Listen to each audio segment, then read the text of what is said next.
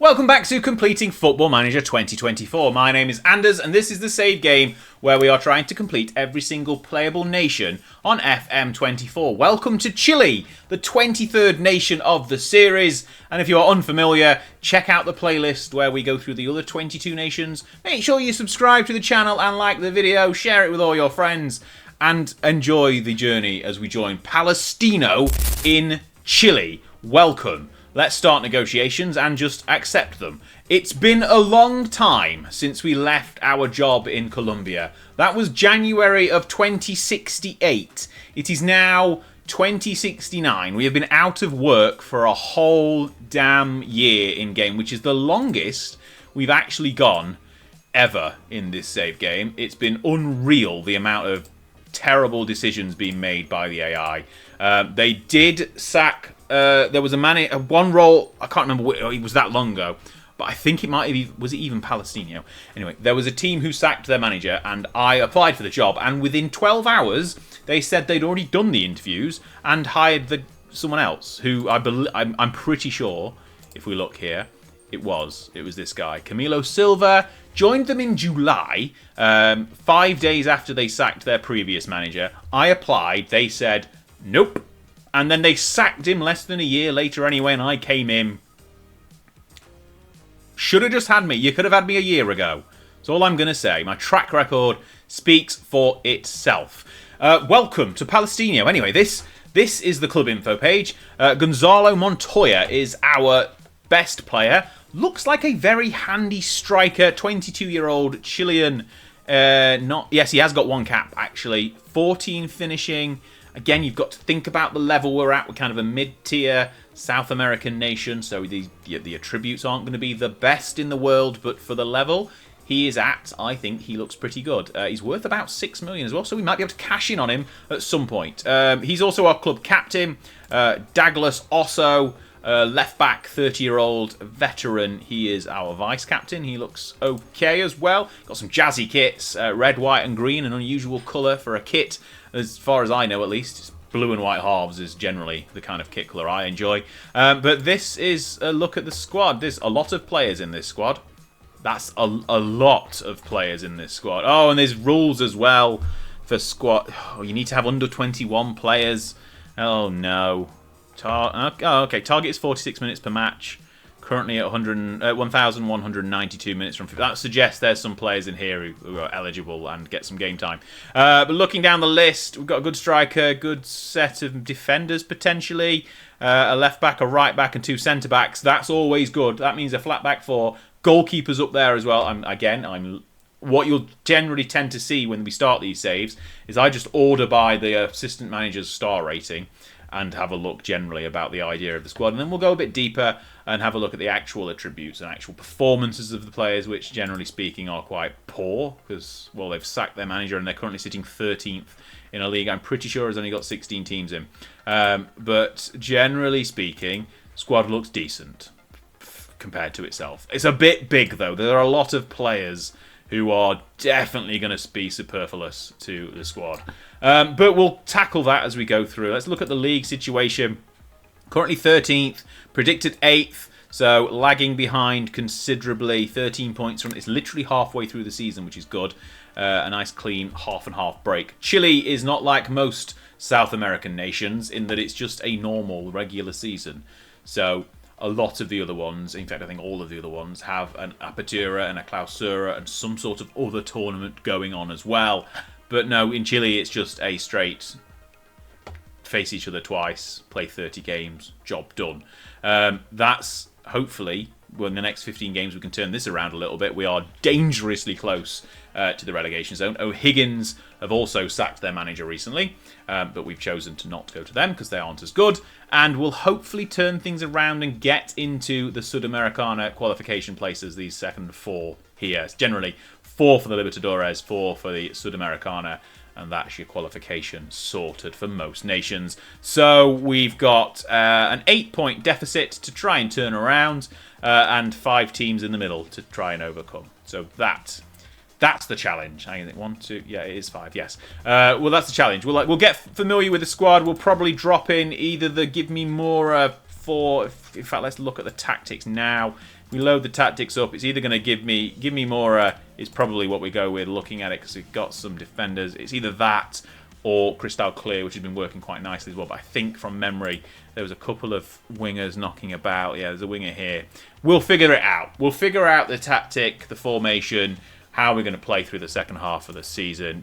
We've got a little bit of a break now, 2 weeks until we face Colo Colo in the first game. That's going to be tough.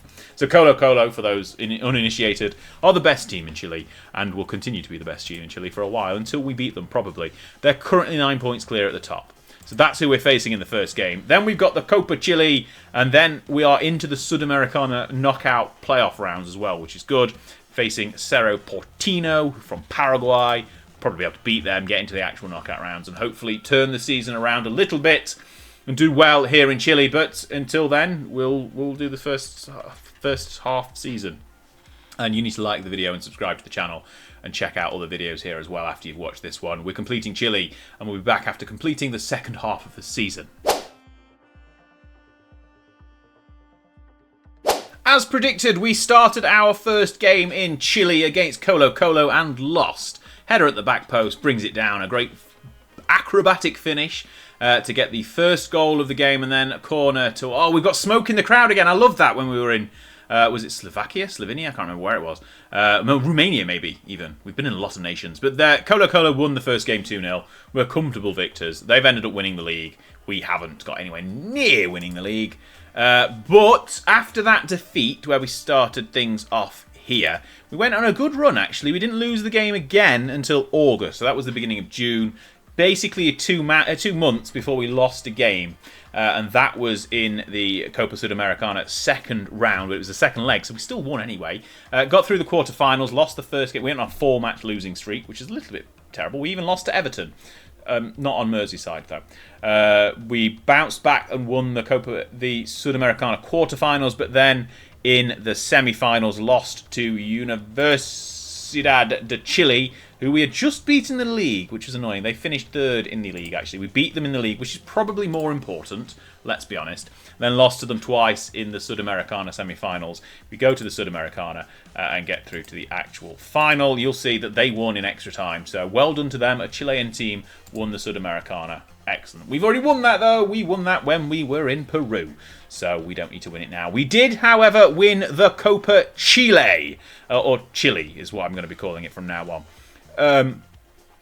When we joined, we'd just dropped into the second round. I think that's when we start, yeah. We won the first 2 games, won the next, so beat O'Higgins, who I think were managerless at the time, or maybe just signed their new manager. Then we won against Magallanes, who were lower division, Melipilla, who were lower division, got through to the quarterfinal. No, that was the quarterfinals. Then got through to the semi-finals, defeated Deportes Concepcione, who are also second division, so not in the top flight, and then faced Union Español, who are one of our colonial one of our colonial rivals, and this was the game we did it in. So obviously we are formed by Palestino, as the name might suggest, formed by the diaspora from Palestine. Española are from Spanish, I imagine, given the name.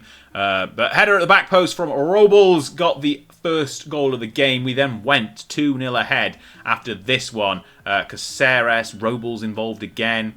Cuts inside. No, he doesn't. There he does. There he Montoya, who we will probably be mentioning quite a bit in this save. There was a little bit of questions around offside or not, but it still counted.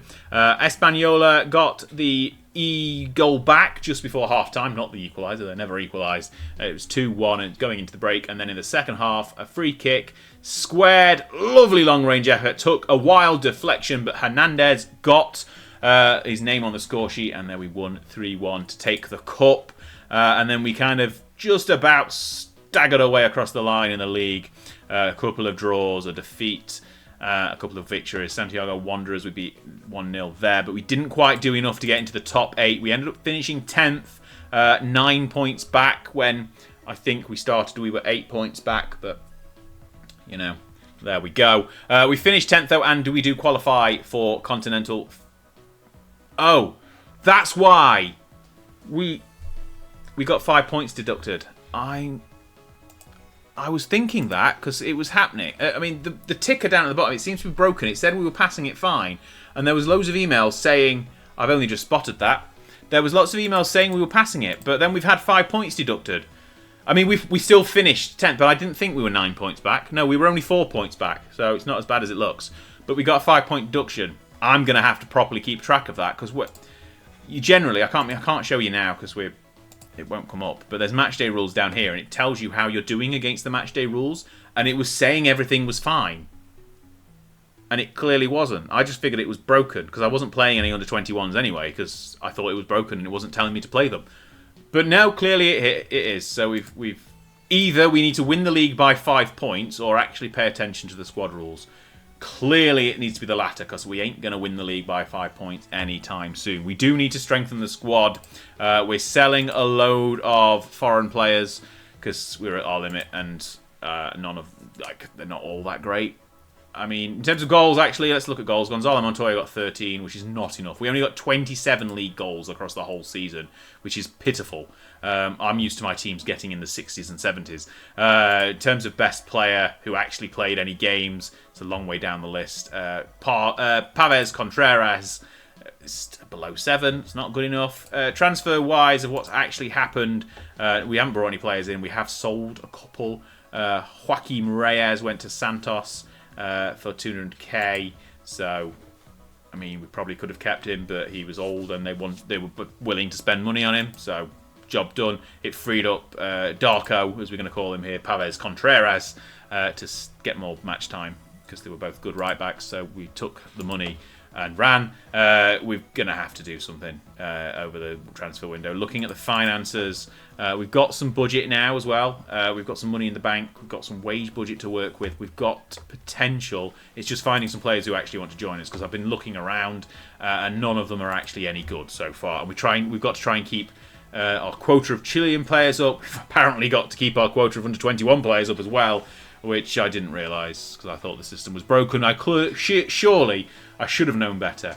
From my experiences in nations such as Canada, which have similar rules, you have to pay attention to them, which we will do for next season. Obviously, this season was a bit of a write-off anyway. We're already halfway in. We weren't going to go anywhere near the top, but finished 10th on 35 points, not 40. But we'll see how we get on. Montoya is wanted by Colo Colo, which will put a real dampener on our season if that happens, because he's the shining hope to try and get us through with more goals than 13. Though maybe after this, we'll try season number 2 with the Gimme Mora tactic, the 4-3-3 with defensive midfielder and wingers. So you can see on screen, it's right there. If that doesn't work, we'll go back to Crystal Clear, which has been working nicely for us in South America. We shall see. We might be forced to do that if we can't bring the players in to play on the wings.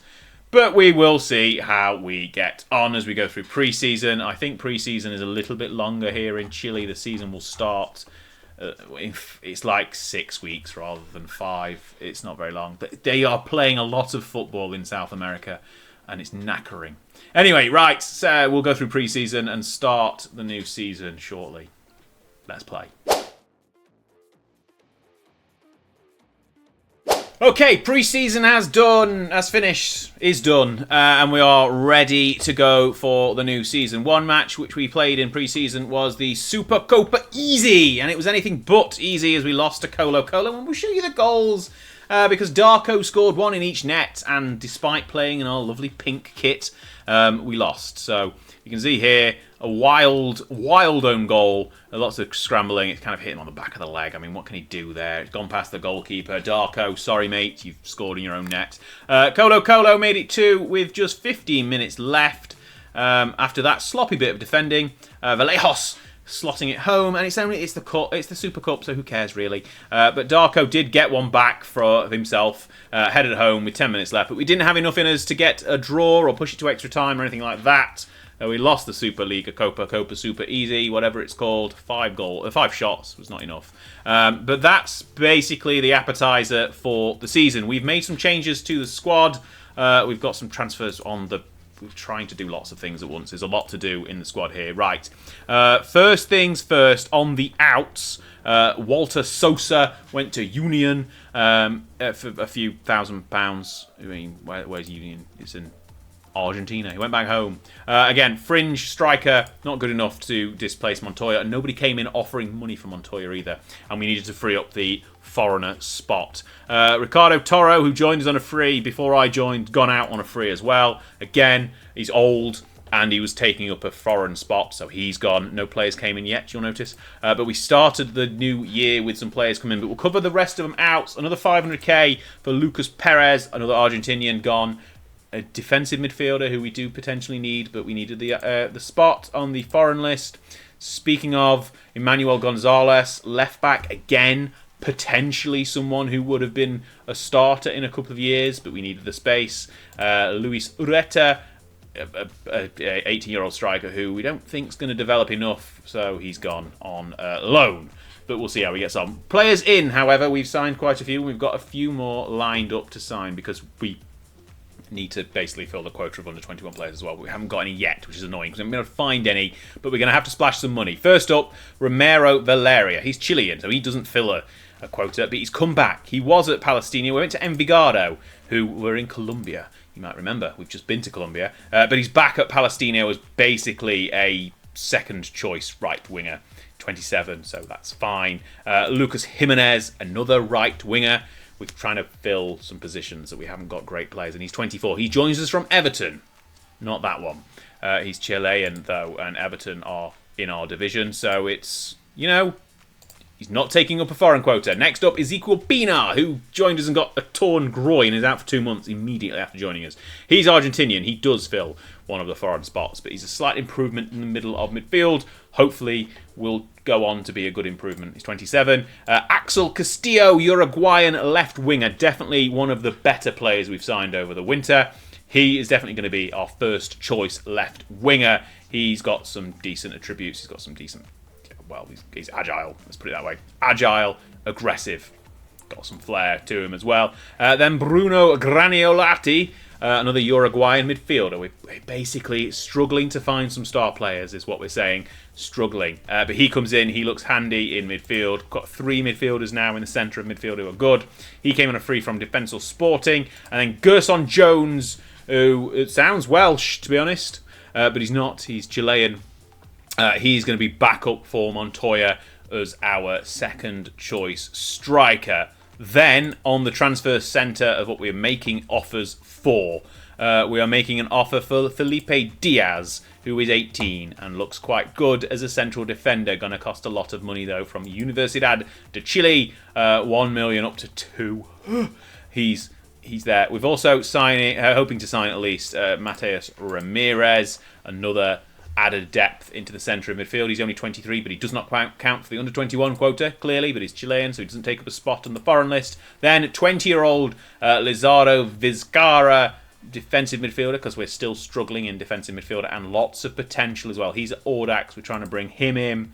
Juan Guerrero is Colombian, another defensive midfielder. We're basically signing a lot of players in similar positions because we've got no depth. But he's joining us, hopefully. And then Diego Mancia, another 20-year-old. He is one of the brighter ones of the bunch. And if he joins, we may change our formation to include an attacking midfielder instead of a midfield centre or defensive midfielder. But we'll see. He's also from Universidad de Chile. And we're spending a lot of money on that. We're basically going to have to spend about 4 million to get 3 under-21 players, because there aren't any other ones who are available who are cheaper. So that shows you how much the 5 points is going to cost us if we don't bring those. We have got a couple of players on the fringes of the squad. So Brandon Canessa, he's under-21. He will count for the quota. He's a right back. And then Francisco Aguilar is also under-21. He's not that page. He's a central midfielder, can play in defensive midfield. And at the right back as well. He's kind of just a bit of average everywhere. He will be able to fill a few bits of quota, but apparently we need 63 minutes a match, and they aren't going to bring them between them. So there we go. As we said, we've lost the Supercopa, and we're going to embark on the league now. We've got Universidad de Chile in the first game. The season preview has us down as 9th, but we are in the Libertadores because we won the cup, so that is good. We've got the second qualifying round against Cerro Porteño, who we beat, if you remember, in the Sudamericana last season, so we should be able to beat them as well. And we've also got the defence of our Copa Chile starting in April. But the main thing is the league. We need to be in the top 8. Without a doubt. We need to hopefully be in the top 4. I'm not convinced with strengthening the squad enough, but we shall see as we get through the halfway point of the season shortly. We've obviously not won the Supercopa easy. We want to try and defend our Copa Chile easy and get somewhere into the Libertadores proper, as well as finishing in the top half of the league. It says the competition begins in 1 day, but we've got our first game tonight, so thanks. Right, let's play the first half of the season, see how terrible it is in Chile. Might be a long one. Okay, we are at the halfway point of the first full season here in Chile, and I believe at the end of the last section I said that this could take a while, and well, it might not actually, because look, we're doing really well. The teams above us have all played an extra game, so we're only actually, if we win this game in hand, 3 points behind Universidad de Chile, level on points with Colo Colo, who were the dominant side in the nation, and ahead of Audax Italiano. But look, we were basically about 4 games ago having a great run, and then we just sort of tailed off. The wheels have fallen off the wagon ever so slightly, which is to be expected. So we got to basically March unbeaten. We drew 1 game in the league up until the end of March, which is what, 3, 4, 5, 6, 7, 8 wins, 1 draw. That's not bad. Not a bad start. We then drew with Cobrasal, who aren't that great. Then we drew with Audax, who are slightly better, currently above us, so, you know. Then lost to Cobreloa, who are having a good season. Then lost to Colo Colo, which is kind of to be expected, honestly. We're our pink kit. I like the pink kit. It's nice. Changes things up a little bit. We lost to them. So that run there of, 4 league games without a point, without a win, 2 points out of those. And then another loss to Everton. Not the Toffees, a different Everton, but still, lost to them. And finally, in the last game, we beat Coquimbo 4-0 to bounce back ever so slightly here. Actually dominated them, and that was with 10 men after being 4-0 up. But fine, they got loads of yellow cards. It was a bit of a messy game, but we won it 4-0. And that kind of is the trying to turn the season around after having a great start. Obviously, we lost the Supercopa de Chile at the beginning of the season, and then apart from that, surprisingly, if we look at the Universidad de Chile game, they were the better side, but we stole the victory. We'll watch the goal. It's only 1 goal, so that's fine. But we won that one, and then drew with against Coquimbo, then won 7 games in a row. And then, as said, the wheels fell off the wagon ever so slightly. But here, Troncosco, who we'll go through a bit of the squad in a second as well, he got the first goal, the only goal of the game, just inside the second half. But that was that. So, what has happened elsewhere, off the pitch? Let's have a look. That's what have I pressed there? Transfer history, there we go. So it was around about here. I think we'd signed Gerson Jones, the second choice striker, who's not really, he's kind of been third choice striker ultimately. Matias Ramirez, I think, was in flight. He joined the day after. He was on a free, formerly at Universidad de Chile, 23-year-old, domestic, obviously. And then we filled out the ranks. We had to spend 4 million to get players in who would cover off the under-21 quota that we missed last season. And some have played more games than others. One who hasn't played much is Lazaro Vizcarra, defensive midfielder. He cost us £1 million from La Serena, and used to be at Audax. Was he on loan? I think he was on loan at La Serena. Was at Audax. That makes more sense. But yeah, he's okay. Defensive midfielder. Cost us £1 million though, and hasn't actually played much because we've not needed him. Juan Guerrero was another one we kind of in mid-flight of. He was another defensive midfielder. We kind of just filled out the ranks at defensive midfield to kind of cover off a bit of the gap we had. Elias Acevedo has come off the bench a lot. Again, another £1 million for him. 19-year-old Chilean midfielder. Again, looks okay, but he was under 21. That's kind of the quota we used him to sign for. And then Felipe Diaz is actually the one we've signed who has played a lot. And he's got an incredible mohawk as well. He's only 18, centre-back. Fits nicely in. He's got some great potential as well. Good tackling at 14. Bravery of 17. He's a future club captain. Leadership's not there. I thought I misread his leadership as 15. Looking at determination. Basically, apart from leadership, he's really good at potentially being a captain. He's only 18 though, so really good prospect for the future. And on the outs, Ed Prado left. I don't know if he'd already left or not. He's gone to Santiago Wanderers for 675k. No, he hadn't left by that point. That was in March that happened. But there we go. We strengthened the squad, got more depth in, got players who can actually fill the quota. And despite this down here looking a little bit broken, saying we must play a combined 0 minutes from 30 games, we're actually well on target. We're well over the halfway point. now. Even after with 15 matches, we're gonna tick it off quite comfortably, I think, in the end. In terms of who's got the most goals, obviously it's Gonzalo Montoya, 14 from 21 starts, 5 from 10 in the league, 5 from 6 in the Sudamericana, 4 in the Libertadores, and then 3 internationally. He's got 3 from 5 in his Chilean caps. Speaking of, obviously, we got knocked out of the Libertadores, losing to Universitario of Peru.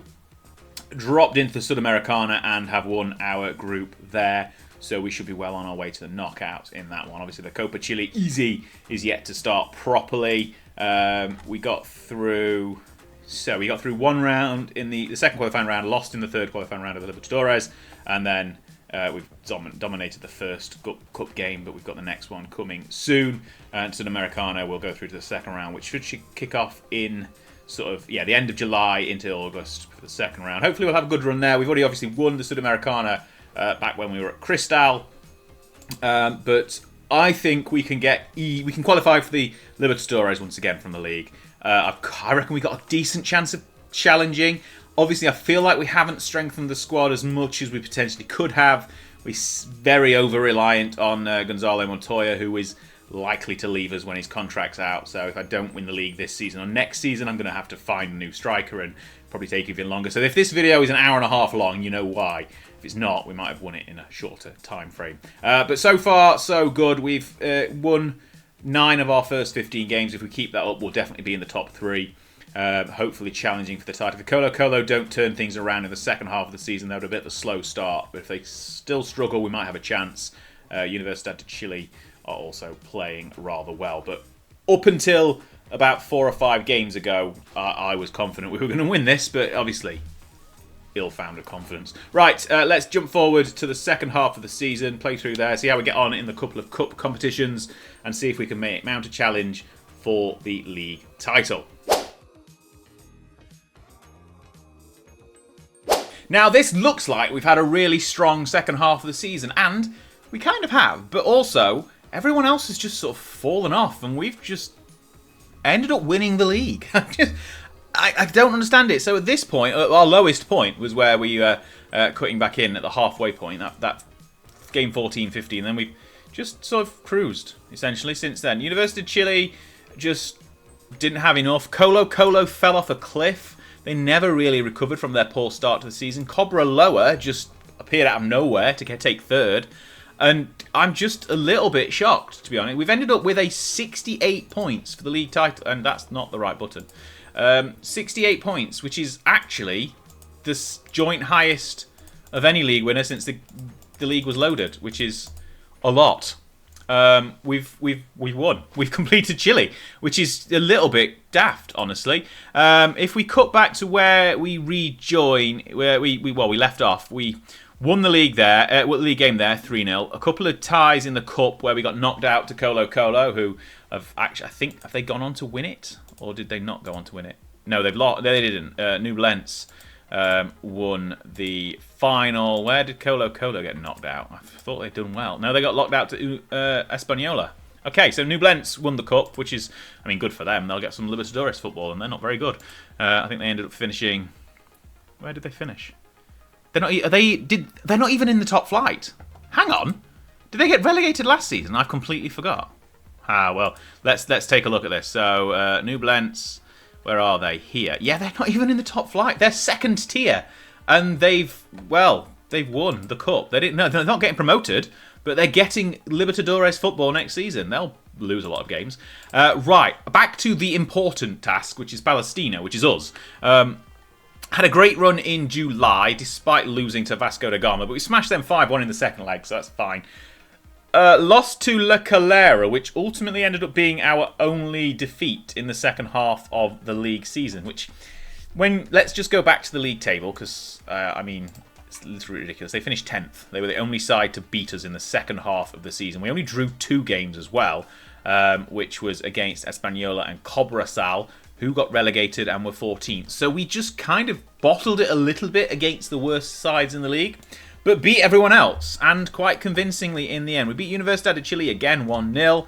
Where was the game against Colo Colo? Here, we beat them twice with 2 goals from marksman Gonzalo Montoya, who very much dragged us to the league title here. Without his goals, I think he got 15 in the league, 14 in the league, something like that. But lovely running past the defence there to bring it down and smash home past the goalkeeper. And then similar interception here, Castillo. It was a good signing, definitely. Was it end of last season or beginning of this season? And Montoya came and cut in past the defence to equalise, to get 2, and then they pulled one back towards the end. But we beat Colo Colo there, which is our first victory of them this season, and just ended up winning. And by the time we got to the last game of the season, we'd already won the league, so we won it comfortably in the end. 7 points ahead of Universidad Chile. Cobreloa, as we mentioned, got 3rd. Colo Colo fell to 4th in the end, only just hanging on to Libertadores football. Obviously, we smashed the requirements for the under-21 players quite easily in the end. It was never a doubt. Now we actually know it works.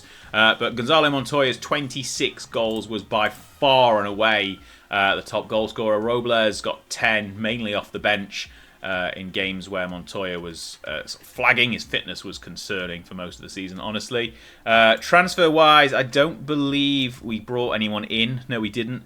After the January window, we did get Jones out on loan in July, and we have signed we've made a couple of signings for next season. Sorry, we made 1 signing for next season and a sale for next season. So Gerson Maripan is off to Universidad Chile. He'd fallen behind Castillo in the pecking order on the left wing, and we brought this guy in from Santiago Wanderers, who's going to, well, hopefully he would have led us to glory from the right wing, but we don't need to now because we're going. So Juan Carlos Arias is really good on paper, but we don't care anymore. We're gone. We've won. We've completed Chile. We didn't win the Sudamericana, got knocked out in the quarterfinals, knocked out the 3rd round of the Copa Chile, but we won the league, and that is the important thing. If we look at my history here, 76 games in total, a 59% win percentage, which was slightly lower, mainly because the end of last season was really tough. But we just kind of cruised this season, and I don't understand why. I didn't go into the season thinking we've made a really strong change to this side. We are going to win the league. I thought maybe top 4 was, considering we finished 10th last season, I thought top 4 was a good shout. But no, comfortable league winners, 7 points clear. Overall, 23rd league, I think, completed now, which is just ridiculous. We're nearly at halfway. We've got Uruguay left in South America, and then we're off to Asia for Japan, Korea, China. Then we will be at halfway.